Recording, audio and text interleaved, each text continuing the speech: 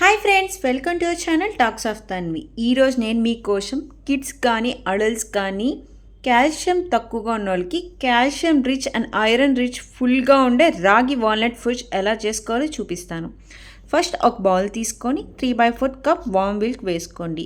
నేను ఇక్కడ 14 డేస్ తీసుకుంటున్నానండి. మీరు ఇంకా స్వీట్గా తినేవాళ్ళు 17 or 20 డేట్స్ వేసుకోండి. ఆ తర్వాత దాన్ని బాగా స్మూతీలాగా వచ్చేలా గ్రైండ్ చేసుకోండి. ఆ తర్వాత మనం గ్రైండ్ చేసుకున్న మిక్చర్ని ఒక బౌల్లో వేసుకొని 1/2 కప్ వీట్ ఫ్లోర్, 1/2 కప్ రాగి పౌడర్ వేసి ఫుల్గా మిక్స్ చేయండి.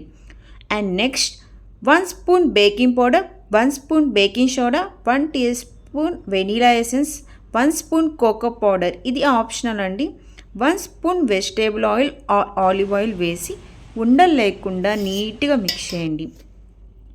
ఆ తర్వాత ఒక మౌల్ తీసుకొని బటర్ పేపర్ వేసి కొంచెం లైట్గా బటర్ పూసి మనం కలిపి పెట్టుకున్న మిక్చర్ని వేసి కొంచెం వాల్నట్స్ నట్స్ని అలా స్ప్రెడ్ చేసి వేయండి. స్టవ్ ఆన్ చేసి కడాయి పెట్టి కొంచెం సాల్ట్ వేసి కేక్ని 30 minutes మీడియం ఫ్లేమ్లో బేక్ చేయండి. ఒక టూత్ పిక్ తీసుకొని కేక్ బేక్ అయిందో లేదో టెస్ట్ చేసుకుంటూ చూడండి. కేక్ బేక్ అయిన తర్వాత ఒక ప్లేట్లో సర్వ్ చేసుకుంటే టేస్టీ వాల్నట్ ఫజ్ కేక్ అయిపోయింది. నేను ఇక్కడ కొంచెం హనీ వేసుకుంటున్నానండి టేస్ట్ కోసం. మీరు కావాలంటే చాక్లెట్ సిరప్ కూడా యూజ్ చేయొచ్చు, అది మీ ఆప్షనల్.